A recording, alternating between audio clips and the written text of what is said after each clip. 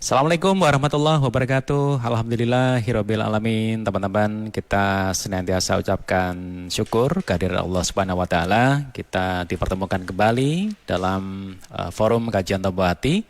Di studio juga sudah hadir Mbah Bun yang siap akan menyampaikan tausiah. Kita akan sapa langsung Mbah Bun. Assalamualaikum.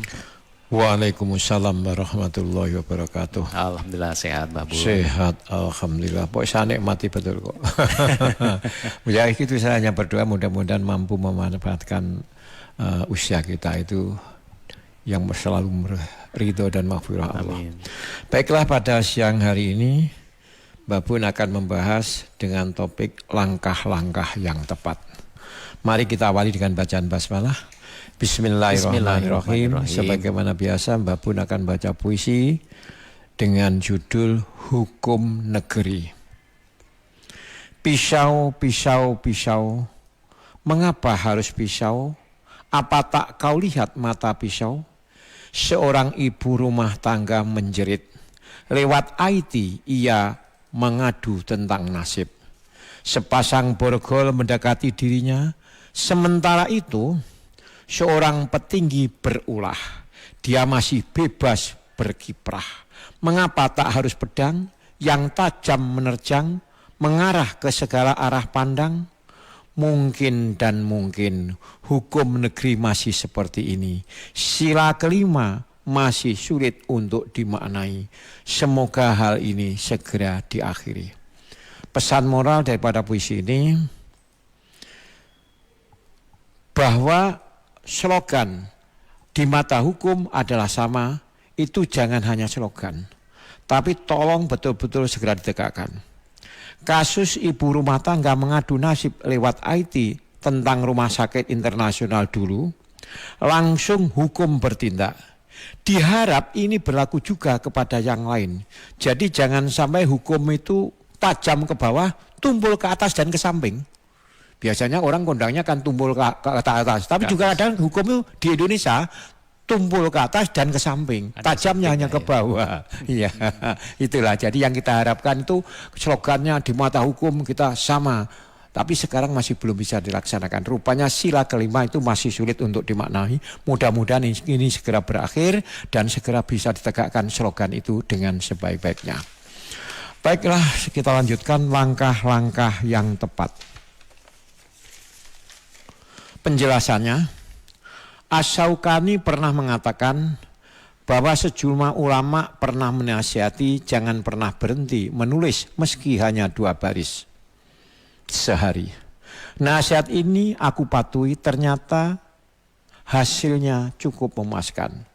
Rasulullah SAW bersabda, sebaik-baik perbuatan adalah yang dilakukan seorang secara terus-menerus walaupun sedikit. Kata-kata bijak mengatakan tetesan demi tetesan air itu akan dapat membentuk sebuah aliran air yang sangat deras. Jadi janganlah kita menggerutu karena tidak sabar jika kita ingin melakukan apa saja yang sekali jadi. Hal ini bisa membuat kita merasa capek dan bosan dan tidak sedikit mengalami kegagalan karena kita bosan dan meninggalkannya. Padahal jika melakukannya sedikit demi sedikit, setahap demi setahap, sesuai dengan perencanaan, pasti kita akan mampu melalui fase demi fase dengan tenang. Sebagai contoh, adanya perintah sholat dalam 5 waktu yang terpisah-pisah. Hal ini memungkinkan seorang hamba untuk istirahat sejenak dan merindukannya lagi pada saat menunggu waktu sholat berikutnya. Seandainya sholat 5 waktu itu digabungkan dalam 1 waktu, pasti akan membosankan. Rasulullah bersabda, sesungguhnya orang yang memaksakan diri itu tidak akan kuasa menahan keletihan punggungnya dan tidak akan mampu menyelesaikan dalam jarak tempuhnya. Hasil survei menyimpulkan bahwa seorang yang melakukan pekerjaan secara bertahap jauh lebih produktif daripada melakukannya sekaligus. Jumhur ulama mengatakan bahwa sholat itu dapat menertibkan waktu kita. Perhatikan surat An-Nisa ayat 103, sesungguhnya sholat itu adalah kewajiban yang ditentukan waktunya atas orang-orang yang beriman. Jika seorang hamba itu membagi pekerjaannya yang menyangkut agama dan dunianya setelah waktu sholat, niscaya dia akan mendapatkan waktu yang sangat luang. Sebagai contoh, setelah sholat subuh, untuk pelajar atau mahasiswa bisa digunakan untuk menghafal atau mendalami materi pelajaran, dan untuk yang lain bisa digunakan untuk tadarus. Setelah sholat duhur, belajar yang ringan-ringan atau istirahat sebentar setelah bekerja. Setelah sholat asar, untuk mempelajari yang serius atau bekerja yang agak berat sedikit. Setelah sholat maghrib, untuk bersantai berbincang dengan keluarga atau tadarus Al-Quran. Setelah sholat isya, untuk membaca buku-buku belajar dan kumpul keluarga, persiapan istirahat dan tidur malam. Ini hanya sekedar contoh di dalam mengambil langkah-langkah yang tepat, yang intinya di dalam bertindak harus terprogram dan tidak perlu sekaligus selesai.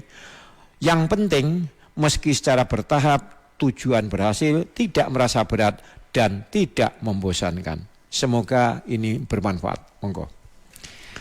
Demikian pembuka dari Mbah Bun, teman-teman. Kajian Tombo Ati, silakan Anda bisa berinteraksi langsung dengan Mbah Bun. Manfaatkan 0811 345 4000.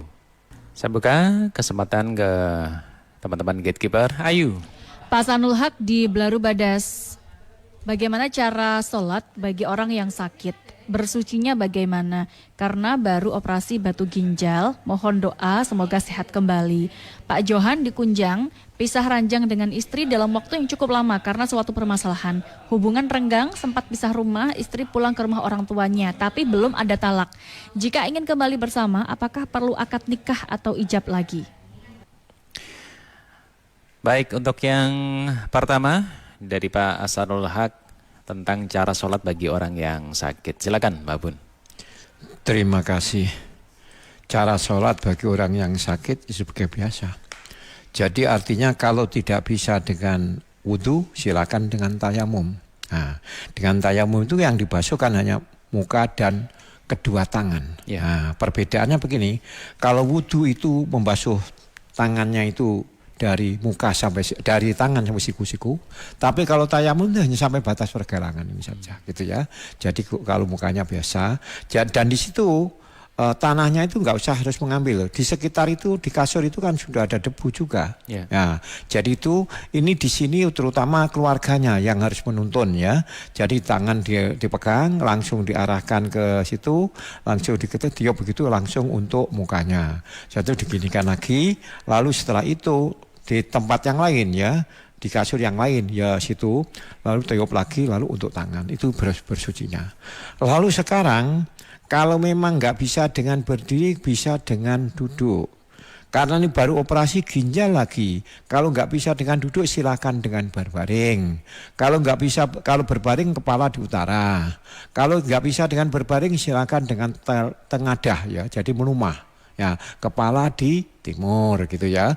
Lalu kalau nggak bisa itu silakan dengan berkedip. Selama orang itu masih sadar, selama itu pula punya kewajiban untuk sholat. Dan sholat itu nggak ada penggantinya. Kalau umpamanya zakat, nggak bisa zakat kan bisa dia menerima zakat mungkin. Nggak bisa umpamanya puasa karena tua, maka silakan dengan fidyah dan sebagainya. Nggak bisa haji karena belum mampu. Nggak. Tapi khusus sholat itu tidak ada gantinya, jadi harus sholat gitu ya, hanya sesuai dengan kemampuan mastatoktum gitu ya. Nah nanti dilatih, jadi yang wajib dibaca saja, yang wajib dibaca dalam sholat kan hanya 5, yaitu setelah niat sholat duhur, lalu Allahu Akbar ini wajib dibaca. Nah, setelah itu yang wajib dibaca lagi Fatihah, setelah itu yang wajib dibaca lagi At-tahiyatul mubarakatuh shalawatut thayyibatulillah sampai asyhadu alla ilaha illallah wa asyhadu anna Muhammadar. Setelah itu yang wajib dibaca lagi Allahumma sholli ala Muhammad wa ala ali Muhammad. Setelah yang wajib dibaca lagi Assalamualaikum yang ke kanan itu. Jadi semuanya itu kalau nanti waktu ruku umpama nggak baca nggak apa-apa. Tapi kalau baca memang ruku subhana rabbil azim sekali boleh. Tapi memang nggak baca nggak apa-apa gitu ya. Itu yang bertanggung jawab betul keluarganya yang sehat ya. Jadi tolong itu dibimbing, tetap punya kewajiban sholat sesuai dengan kemampuannya gitu ya. Ya, Lah, ada yang bergabung bersama kita, Mbak. Monggo. Ya, sekarang ke Nadi. Bergabung Pak Nugroho di Udanawu Blitar. Pak Nugroho, silakan dengan Mbak Bun. Ya, Assalamualaikum warahmatullahi wabarakatuh. Waalaikumsalam warahmatullahi wabarakatuh. Sugeng siang Mbah Bun.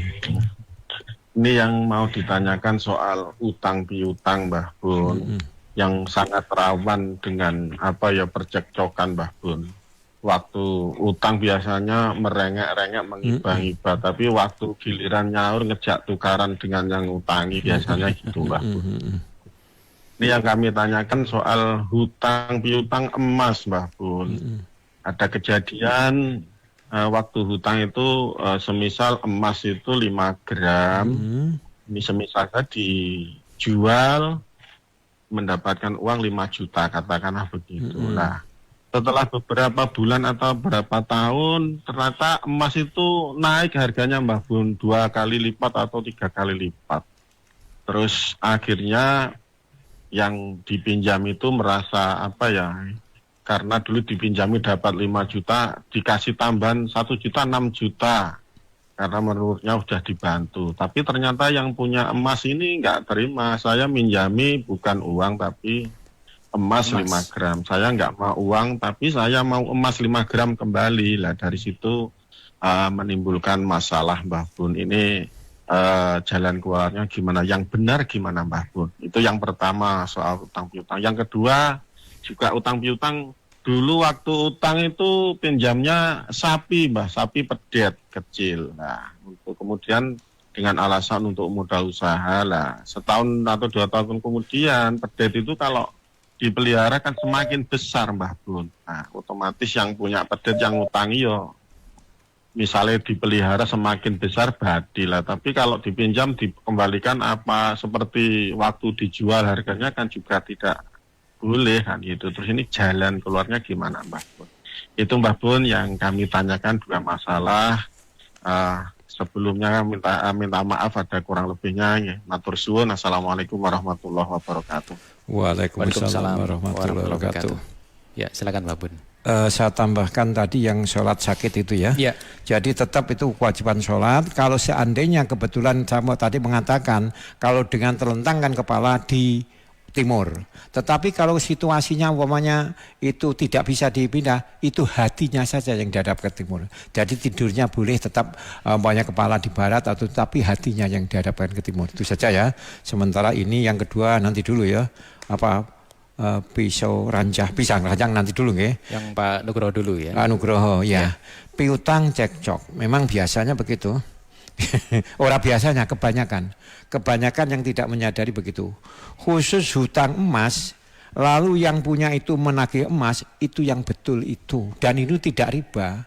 Gitu ya. Jadi yang baik itu pinjam emas, kembalikanlah juga dengan emas. Jangan dulu saya jual 5 juta kok. Ya saya kan nggak bisa itu. Yang betul itu jadi pinjamnya dulu 5 gram katakanlah ya, lalu mengembalikan 5 gram, itu titik sudah. Ini saya pernah mengalami masalahnya karena situasi saya harus pinjam uang tapi diberi emas, akhirnya emasnya juga saya catat, bahkan berapa gramnya termasuk berapa karatnya, dibelinya di toko mana. Akhirnya waktu saya mengembalikan sesuai dengan itu gitu. Jadi tidak kecewa. Itu waktu itu karena saya memerlukan dana untuk pengobatan keluarga. Saya nggak punya, akhirnya saya pinjam, ya sudahlah emasnya itu. Tapi saya catat betul berapa gram, berapa karatnya, belinya di mana. Sampai bentuknya juga bagaimana gitu ya, sampai begitu. Jadi yang benar itu adalah yang pinjam emas itu 5 gram. Ya bayarnya dengan 5 gram. Jangan dulu saya jual kan 5 juta raurus. Gitu. Jadi yang betul itu tetap kepada emas 5 gram itu sudah. Terus masalah sapi pedet. Ya itu ya bisa saja di sini kan waktu dipinjamnya masih pedet toh. Lah sudah diperkirakan kalau itu 1 tahun sudah itu dibayar, ya itu tidak ada masalah itu ya, membayarnya ya waktu sudah besar itu. Itu nanti nakal itu. Nakalnya begini, pinjamnya pedet saja terus tapi gede dijual nanti bayarnya pedet. Nah, itu nanti nakal sendiri itu. Nakal sendiri yang pinjamin nakal sendiri itu nggak boleh. Jadi ya sekarang pedet katakanlah masih kecil, masih mungkin setengah tahun. Lah kalau sudah 2 tahun kan sudah besar sapinya, nggak gitu. Jadi diberikan ke sana. Jadi artinya harga sapi sekian ini ya menjadi berapa ya supaya tidak terjadi riba, minta dibayar sapi saja yang seusia itu saja aman. Jadi seperti emas tadi minta dibayar emas saja, nggak usah minta bayar uang sebab itu nanti khawatir kena riba, dianggap riba nanti. Saya tambahin 6 juta kan 1 juta itu dianggap riba. Jadi yang sejenis ya sejenis. Lah sapi ini ya kalian usia sekian tolong berikan sapi seusia ini gitu. Itu insya Allah tidak kena riba dan itu insya Allah yang benar gitu ya. Jadi kalau nanti wah saya pinjam lagi pedet, pedet bayarnya pedet lagi. Lah yang punya ini nih rugi terus, nggak punya sapi besar gitu. Dan ini insya Allah kalau model demikian tidak terjadi riba. Jadi karena dulu saya pinjamnya pedet, usia sekarang, lalu kamu jualin sekarang belikan saya sapi yang sebesar itu saja lah. Jadi tetap sapi dibayar sapi gitu saja. Lalu emas dibayar emas gitu saja. Monggo, ya. Jalan keluarnya begitu itu. Terus pisah ranjang sampai lama, lalu dia ingin rujuk gitu ya. Itu kan belum terjadi perpisahan. Itu hanya pisah ranjang ya. Tidak ada ucapan saya talak kamu kan enggak, hanya pisah ranjang aja karena kacel gitu ya. Karena marah gitu. Selama tidak ada kata-kata saya talak kamu gitu ya. Saya talak kamu, ucapan enggak ada atau sang istri juga tidak mengadakan gugatan cerai enggak ada, itu hanya pisah ranjang mungkin capek aja gitu ya. Itu kalau akan rujuk ya sudah rujuk saja. Apalagi ini tidak didukung oleh administrasi, tidak didukung oleh surat cerai atau surat talak, maka itu kalau hanya pisah ranjang aja nggak apa-apa lah. Lalu sampai lama, kalau sama-sama ikhlas nggak apa-apa itu, sama-sama ikhlas nggak apa-apa. Artinya kadang-kadang orang itu karena kegiatannya banyak capek, akhirnya ya dalam satu rumah hanya pisah ranjang, istrinya di sana, suaminya di sana, gitu. Tapi dalam satu rumah karena capek nggak apa-apa, itu kan sudah pisah ranjang itu. Pisah ranjang yang dalam satu rumah. Itu biasanya orang-orang tua begitu. Jadi pisah ranjang karena capek supaya leluasa geraknya gitu ya. Ini pisah ranjang dalam satu rumah. Enggak apa-apa itu. Saya tidak mentalak atau saya tidak bicara lagi, apalagi tidak didukung administrasi. Saya kira kalau ingin kembali langsung gelundung ya jadi. Itu namanya rujuk bil fi'li. Rujuk bil fi'li itu rujuk dengan perbuatan. Ada bil kauli ya wis balen ya itu dengan ucapan. Tapi kalau tidak dengan ucapan langsung ya dirangkul jadi gelundung. Gitu saja. Jadi saya kira itu ya. Jadi pisah ranjang nggak ada masalah gitu ya. Itu kalau akan rujuk langsung rujuk saja, apalagi tidak didukung oleh administrasi dan juga tidak ada kata-kata talak atau tidak itu kan hanya karena kacel saja. Wes aku tak rono. Ini kemungkinan pisah ranjang tapi beda rumah. Ada juga pisah ranjang yang dalam satu rumah. Ada. Kan gitu. Jadi nggak apa-apa, boleh aja. Langsung gelundung. Baik, ada kembali tambahan di Gatekeeper. Ayu. Bergabung Bu Ena di Jalan Veteran Kota Kediri. Bu Ena silakan dengan Mbak Bun. Oke, Assalamualaikum Mbak Bun. Waalaikumsalam warahmatullahi wabarakatuh. Iya, pertanyaannya yang pertama, lebih utama mana Mbak Bun antara sholawat atau istighfar? Terus pertanyaan yang kedua, jika memiliki emas itu sudah 1 nisab dan sudah setahun, itu kita mengeluarkannya harus per tahun kita keluarkan atau 1 kali saja Mbak Bun? Baik. Gitu saja. Terima kasih Mbak Bun. Assalamualaikum. Waalaikumsalam warahmatullahi wabarakatuh. Baik, silakan Mbak Bun. Utama mana sholawat dan istighfar? Itu baik semua itu ya. Sebab istighfar itu kan minta ampun, itu bagus itu. Jadi dan bentuk istighfar macam-macam loh ya. Bentuk istighfar macam-macam. Kadang-kadang orang yang kafir sudah usia 70 lalu dia mengucapkan asyhadu alla ilaha illallah wa asyhadu anna muhammadar rasulullah. Ini kan enggak ada kata-kata minta ampun dah. Tapi meskipun enggak ada kata minta ampun, langsung dosanya hancur gitu loh yo. Jadi pokoknya Islam itu agama dermawan. Maka dari istighfar itu juga bagus. Istighfar juga bagus. Apalagi istighfarnya itu perbanyak istighfar waktu menjelang subuh. Itu juga juga bagus. Lalu sholawat juga bagus. Sholawat itu begini ya, membaca sholawat sekali diberi kebaikan 10 kali, dihapus kejelekan 10, dan yang itu 10 kali.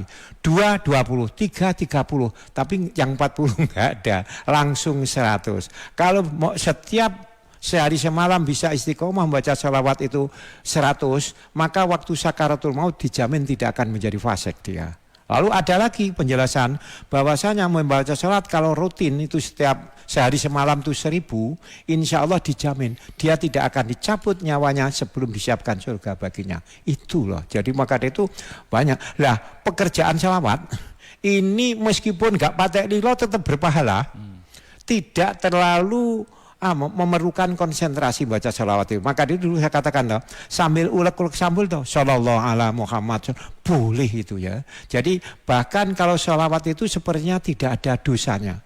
Kalau terhenti baru sholawat langsung meninggal, tetap bagus.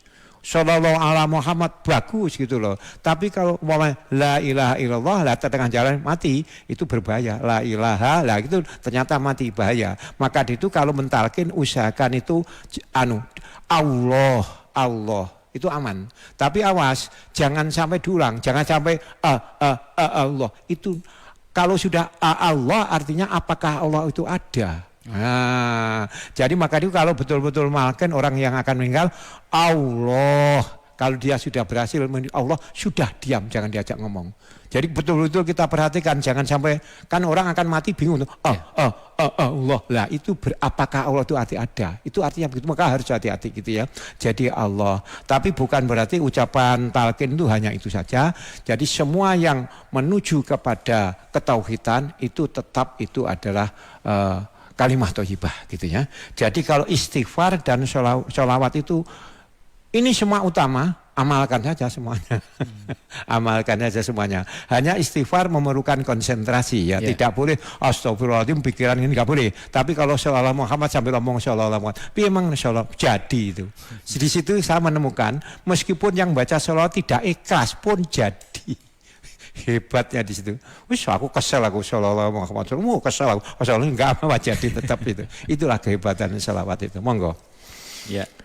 Yang emas satu nisab. Emas ya, emas itu satu nisab baru itu kena zakatnya 2,5%. Lah nisabnya emas itu awas ya. Nisabnya emas itu ada yang mengatakan 85 gram dan ada juga yang mengatakan 96 gram gitu ya nisabnya.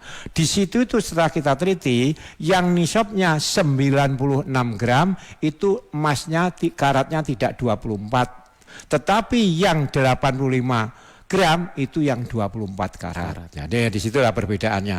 Lalu sekarang yang dizakati yang mana? Ada pendapatnya dua juga. Ya. Pendapat yang pertama yang dizakati adalah emas yang jadi simpanan. Yang sedang jadikan hiasan tidak. Itu pendapat pertama. Tapi pendapat yang kedua, baik yang jadi hiasan maupun simpanan dizakati gitu ya. Lah di situ tuh dalam 1 tahun 2,5%. Kalau nggak ada perubahan tidak ada masalah. Tapi kalau terjadi ada perubahan itu dihitung lagi gitu lah. Jadi di situ tuh apa itu hanya sekali ya nanti dulu. Nanti kalau tambah lagi. Jadi kalau tambah lagi ya perlu lagi. Maka itu jawaban kami dalam 1 tahun itu memang 2,5%. Tapi kalau ternyata ada penambahan ya perlu dihitung lagi. Monggo nggih. Saya kira cukup begitu. Monggo. Ya, itu Bu Ena yang ada di Jalan Veteran Kediri. Teman-teman, kita masih bersama kajian Tombo Ati. Ada Babun, Anda bisa manfaatkan 0811 345 4000. Saya buka kembali kesempatan untuk teman-teman gatekeeper ke Nahdi. Pak Suryono di Jombang mau tanya apakah orang yang memangku atau memandikan jenazah kalau sudah selesai harus mandi besar. Mbak Aprilia di Ngadiluih, kalau mencabut rumput di atas makam apakah diperbolehkan? Bu Nur di Ngronggo menindaklanjuti tentang bahasan pisah ranjang dan pernah ditalak 1. Kalau rujuk apa harus ada nikah lagi? Ya, baik untuk Pak Suryono menanyakan tentang setelah memandikan jenazah ya, kalau sudah selesai apakah harus mandi besar? Silakan, Mbak Bun. Terima kasih Pak Suryono. Kalau sudah memandikan jenazah itu sebaiknya mandi besar. Dalam arti supaya itu bersih. Jadi dari rambut itu diguyur itu. Sebaiknya begitu ya. Jadi jangan sampai ada yang ketinggalan gitu ya. Sebaiknya begitu. Monggo. Jadi setelah memandikan jenazah, seyogianya mandi besar. Dalam arti diguyur secara keseluruhan badannya itu udah. Terus cabut rumput Di atas makam. Di atas makam. Ini begini. Jadi kalau asal usulnya begini. Pada suatu saat Rasulullah itu sedang jalan-jalan. Lalu di situ itu tahu yang ada di kubur itu sedang disiksa. Lalu Rasulullah mengambil pelapa kurma, ditancapkan. Nah, pelapa kurma itu diharapkan bisa memohonkan ampunan kepada si mayat itu sampai dia itu sampai kering. Kalau sudah kering nggak bisa. Nah itulah mungkin yang dijadikan dasar. Orang-orang di Indonesia kadang-kadang kan yang bawa kembang. Mungkin kita dasar begitu. Lalu di sini mencabut rumput. Rumput itu kalau sekiranya mengganggu cabut nggak apa-apa gitu ya. Lalu diganti dengan tanam-tanaman yang indah nggak apa-apa. Sebab selama tanam-tanaman itu masih hidup, selama itu dia akan selalu memohonkan ampun mayat yang ada di dalamnya. Maka di kuburan itu biasanya kan banyak sembojanya itu. Nah banyak sembojanya itu jangan sampai dibersihkan. Jadi kalau asal usulnya itu Rasulullah menancapkan pelepah kurma. Nah di situ Rasulullah menyampaikan semoga pelepah kurma selalu memintakan maaf kepada mayat yang sedang diatap ini sampai dia kering. Itulah dijadikan dasar maka makam itu banyak semboja dan sebagainya begitu. Jadi kalau mencabut rumput di atas makam, kalau itu rumput yang malah mengganggu, dibersihkan, ditata, nggak ada masalah. Tapi sebaiknya nanti ditata kembali itu bagus. Monggo. Terus yang tadi talak apa gimana? Bisa ranjang kalau kasusnya Bu Nur ini pernah ditalak 1 terus pengen rujuk lagi, apakah harus akad atau nikah lagi? Oh gitu. Ya. Jadi kalau talak 1 ya, talak 1 itu kan nanti kalau akan rujuk, lah ini seperti itu saya kira tuh dengan kita kembali enggak apa-apa, kita ucapan aja kembali. Talak 1 itu yang berbahaya kalau talak 3 gitu ya, talak 3. Jadi kalau sudah masih 1, 2 itu kita kembali dengan lisan bikauli, rujuk bikauli dengan lisan, piye pemawai balen, gini enggak apa-apa. Tapi dengan bil fi'li tadi yang saya katakan tadi yang sudahlah kita berat kalau kita berpisah, rangkul aja nggak apa-apa. Itu juga itu namanya rujuk bil fi'li, boleh dengan tindakan. Jadi nggak perlu harus nikah lagi. Ini rujuk kan kembali. Nggak usah. Tapi kalau sudah 3 kali, maka kalau akan rujuk harus perlu menggunakan mukhalil. Mukhalil itu harus nikah lagi dengan orang lain. Nanti kalau oleh orang lain itu dicerai lah boleh nikah. Tapi kalau nggak dicerai ya bos.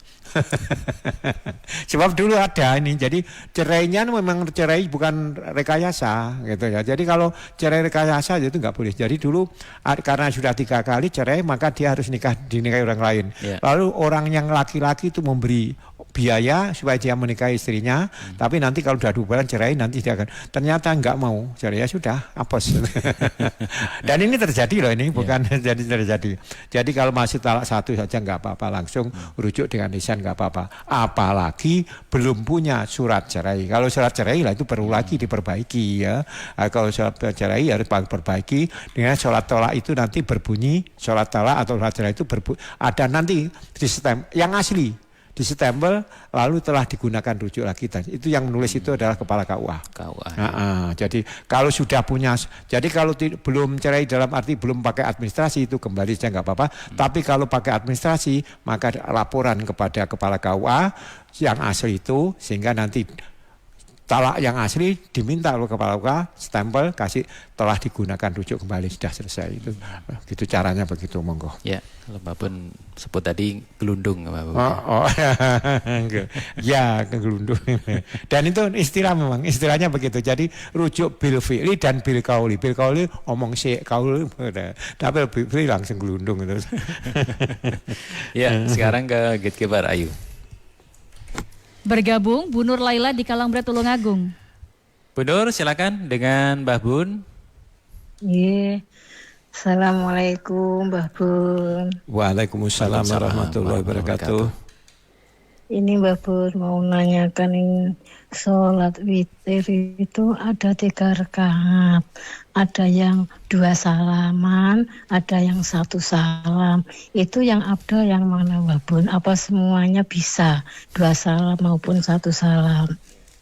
Terus yang kedua, sholat Rebo Wekasan itu sholat Rebo di dalam bulan Safar ya, Rebo yang pertama itu yang dibaca yang pertama Ina atau Ina 15 kali, yang rakaat kedua Kul a'udzu birabbil falaq, Kul a'udzu birabbin nas.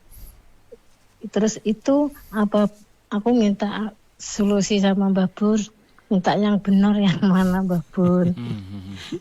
Ya, baik. Nanti dijawab Mbak Bur. Ya, sama-sama Bu Nur. Iya. Ya, silakan Mbak Bun. Terima kasih Bu Nur. Sholat witir itu ada yang 3 rakaat, tapi pelaksanaannya ada 2 ditambah 1. Begini ya, yang Mbah Bun ketahui sholat witir itu 1 rakaat, 3 rakaat, 5 rakaat, 7 rakaat, 9 rakaat, paling banyak 11 rakaat. Dan itu 1 salam. Gitu loh. Yang 2 plus 1 saya belum menemukan dasarnya, tapi saya juga tidak berani menyalahkan gitu loh ya. Jadi kalau saya melaksanakan yang 3 rakaat langsung gitu ya, yang 3 rakaat langsung 1 salam ya. 1 salam ya, jadi 3 rakaat langsung dan tidak ada tahiyat awalnya, langsung berdiri. Langsung berdiri 3 kali, itu yang saya laksanakan itu gitu. Bahkan saya pernah membaca juga Rasulullah juga begitu, 9 rakaat terus langsung gitu, lalu langsung yang terakhir itu baru tahiyat akhir. Jadi begitu ya. Jadi yang saya tahu 1, 3, 5, 7, 9, 11 dan itu 1 salam. Tapi kalau 2 dan 1 Mbak Bun belum tahu dasarnya, tapi Mbak Bun nggak berani komentar gitu saja.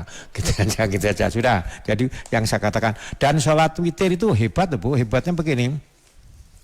Sholat witir itu dilaksanakan setelah sholat malam yang terakhir. Biasanya orang-orang dia bingung sholat malam yang mana begitu ya. Sehingga pada waktu tarweh kadang-kadang begitu kultum banyak yang pulang. Kenapa? Nanti saya akan sholat tahajud baru witir. Nah ini dikira. Jadi yang dimaksud sholat malam yang terakhir itu adalah isya, sholat isya. Sholat isya itu adalah sholat fardu, sholat wajib yang terakhir. Jadi kalau setelah sholat isya umpamanya, lalu setelah sholat isya, sholat ba'da isya langsung sholat witir boleh. Kalau tahajud harus tidur dulu. Maka dari itu nanti setelah tidur kalau ingin sholat tahajud silahkan, dengan catatan tidak boleh sholat witir lagi. Sebab la witro ini filail, tidak ada 2 witir dalam 1 malam. Jadi kalau tadi sudah sholat witir, maka untuk sholat ini nggak usah witir. Yang diamalkan Abu Bakar itu setelah sholat isya ini terus itu Abu Bakar As-Siddiq itu gitu. Tapi yang dilakukan Umar itu akhir, di waktu akhir. Maka waktu Rasulullah bertanya, Abu Bakar kamu sholatnya bagaimana? Saya di awal waktu ya Rasulullah. Kalau kamu Umar, saya di akhir waktu ya Rasulullah. Jawaban Rasulullah, kamu Abu Bakar di awal waktu baik karena kamu hati-hati. Nanti jangan-jangan nggak bisa bangun gitu. Tapi kalau Umar, kamu akhir waktu juga baik karena kamu percaya diri nanti bisa bangun gitu. Jadi intinya begitu. Jadi salat witir itu yang Mbah Bun sudah membaca langsung 1, 3, 5, 7 paling banyak 11. Jadi kalau 3 lalu 21 kami belum menemukan, tetapi Mbah Bun tidak berani komentar gitu sudah. Monggo. Terus Rebo Wekasan. Pada zaman Rebo Wekasan ini ya sholat biasa itu toh. Jadi sholat biasa itu, tapi permudahlah di sini ini. Jadi sholat sunat biasa, akan sholat tahajud, akan sholat ini monggo lah, hanya pada hari Rebo terakhir bulan Safar gitu aja monggo. Dan itu soal suratnya jangan dipersulit. Setelah sholat Fatihah silakan sholat apa sajalah, boleh, itu boleh sajalah gitu. Jadi yang sebab surat dalam Fatihah selain surat dalam sholat selain Fatihah itu aslinya tidak wajib. Yang wajib kan saya dikatakan tadi toh, takbiratul ihram, Allahu Akbar, baru itu Fatihah, baru itu tahiyat sampai asyhadu alla ilaha illallah, lalu sholawat, lalu itu toh. Jadi seandainya sholat itu tanpa surat pun, yang dibacanya surat Fatihah saja, tanpa surat pun sah saja. Tapi kalau tanpa Fatihah enggak. La sholata liman lam yaqra bi Fatihah. Tidak sah sholatnya kalau tidak membaca Fatihah gitu ya. Gitu monggo. Langsung. Ya. Allahumma shalli ala sayyidina Muhammad wa ala ali sayyidina Muhammad alhamdulillahi rabbil alamin. Amin. Amin. Hamdan sakirin, hamdan na'imin, Amin. hamdan yuafi ni'ama wa yukafi mazidah. Amin. Ya Rabbana lakal hamdu kama yanbaghi li jalali wajhikal karim azimi sultanik. Amin. Allahumma shalli ala sayyidina Muhammad wa ala ali sayyidina Muhammad. Rabbana la tuzigh qulubana Amin. ba'da idh hadaitana wa hab lana min ladunka rahmah innaka antal wahhab. Rabbana dzalamna anfusana wa illam taghfir lana wa tarhamna lanakunanna minal khasirin. Amin. Rabbana hab lana min azwajina Amin. wa dzurriyyatina qurrata a'yun waj'alna lil muttaqina imama. Amin. Allahumma inna nas'aluka ridhaka wal jannah wa na'udzubika min sakhatika wan nar. Amin. Allahumma inna nas'aluka ilman nafi'a wa rizqan wasi'a Amin. wa shifaan min kulli da'in wa saqamin bi rahmatika ya arhamar rahimin. Amin. Allahumma ighfir lana wa li walidina Amin. wa li jamil muslimin muslimat mu'minin mu'minat al ahya'i minhum. Ya Allah ya Rahman ya Rahim. Sebentar lagi saudara kami dari Nahdlatul Ulama mengadakan muktamar. Kami mohon kepadamu ya berilah kemudahan, kelancaran, kesuksesan dengan hasil yang maksiat. Betul-betul hasil muktamar bisa dibagikan untuk kepentingan keluarga kami, untuk kepentingan kami keluarga umat Islam semuanya. Ya Allah jadikanlah muktamar itu betul-betul membawa manfaat, masalah barokah, khususnya bagi warga NU, bagi umat Islam dan bagi bangsa Indonesia. Amin. Ya Allah ya Rahman ya Rahim. Ya Allah perbaikilah agama kami karena agama pemelihara seluruh urusan kami. Amin. Ya Allah perbaikilah dunia kami karena dunia kami hidup. Ya Allah perbaikilah akhirat kami karena akhirat tempat kembali kami. Amin. Ya Allah jadikanlah hidup kami untuk selalu berbuat baik, berbakti dan mengabdi hanya kepadamu ya Allah. Amin. Dan jadikanlah mati kami untuk menghentikan semua dosa dan maksiat kami. Amin. Ya Allah kabulkanlah seluruh permohonan kami. Amin. Jadikanlah ya Allah kami ini orang-orang yang sukses, jaya dan bahagia. Amin. Baik di dunia, di keluarga sampai di akhirat. Tan sapi kantuk ridho lan maghfirah saking panjenengan. Panjenengan cekapi sedaya kebutuhanipun, Amin. panten tepaken ibadahipun, Amin. panjenengan paring kemudahan segala urusanipun, Amin. panjenengan pelihara kesehatan dan kesabaranipun, Amin. lan husnul khotimah akhiripun. Rabbana taqabbal minna innaka antas samiul alim. Amin. Rabbana atina fid dunya hasanah Amin. wa fil akhirati hasanah wa qina adzabannar wa qina adzabannar wa qina adzabannar Amin. wa adkhilnal jannata mal abrar ya azza ghafar ya rabbal alamin. Amin. Subhana rabbika rabbil izzati amma yasifun Amin. wa salamun alal mursalin walhamdulillahi rabbil alamin. Amin. Terima kasih atas perhatiannya. Mengapa tadi doa untuk muktamar saya singgung sebab saya mendapat WA dari utusan dari Kota Kediri, mohon didoakan. Maka ini saya singgung, ini sudah saya penuhi. Yeah. Jadi tolong doakan yang tadi yang berangkat itu tadi termasuk Gus Ab, termasuk itu, dan saya membaca itu mohon didoakan. Ini sudah saya penuhi permintaannya kan begitu. Terima kasih atas perhatiannya, dan bila mana jawaban kami itu benar, itu memang berasal dari Allah. Kalau kurang benar mungkin kekurangan mampu Babun, dan mudah-mudahan Allah mengampuni dosa-dosa kita semuanya. Amin. Akhirul kalam. Assalamualaikum warahmatullahi wabarakatuh. Waalaikumsalam warahmatullahi wabarakatuh. Teman-teman, demikian kajian Tomba Hati bersama Haji Bundiar atau Mbah Bun dalam kesempatan kali ini.